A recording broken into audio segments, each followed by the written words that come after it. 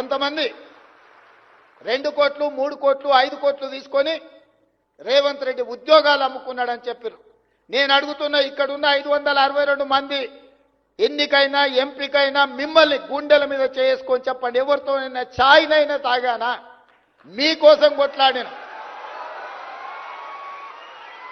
December 3, 2023 నాడు నా ఎన్నికల ఫలితాల రోజు కూడా నేనంత ఆందోళనగా లేను.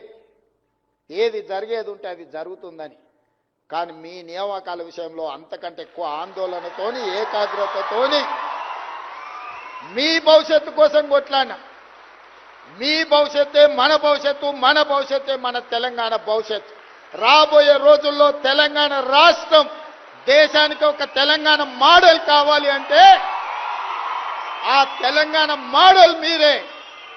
అందుకే ఎవరు ఎన్ని కుట్రలు చేసినా, ఎన్ని కేసులు వేసినా, ఎన్ని రకాలుగా తప్పుడు ప్రచారం చేసినా వాటన్నిటిని కూడా ఓపికగా దిగమింగుకున్నాం. ఎందుకంటే ఒక సంకల్పంకు పనిచేసేటప్పుడు లక్ష్యమే మన ముందుండాలి తప్ప.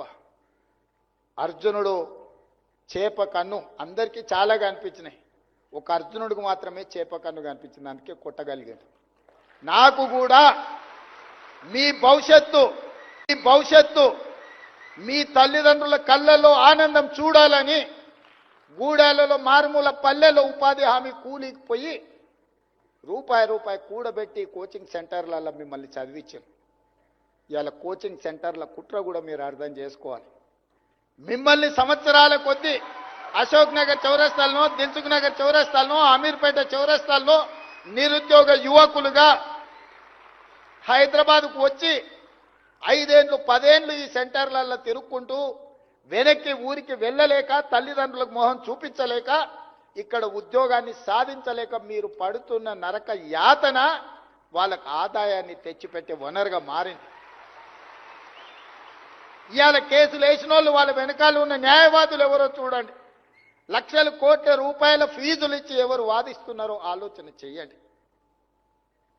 ఇవాళ అందుకే ఏది ఏమైనా ఎవరు ఏమనుకున్నా తెలంగాణ భవిష్యత్తు నిర్మాణం చేసే అవకాశం మీ చేతిలో ఉంది ఈరోజు.